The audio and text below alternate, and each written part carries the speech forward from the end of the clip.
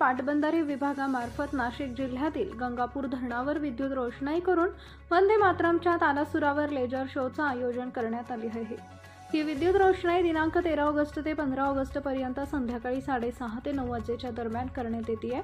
या विद्युत रोषणाईमुळे व संगीताचा मनमुराद आनंद घेण्यासाठी नाशिक शहरातून मोठ्या संख्येने पर्यटक गंगापूर धरणाकडे धाव घेत आहेत। पाहुयात मंत्रमुग्ध करणारे संगीत आणि विद्युत रोषणाई।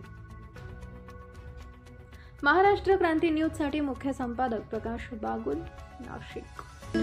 वंदे मातरम सुजलाम सुफलाम मलयज शीतलाम शस्य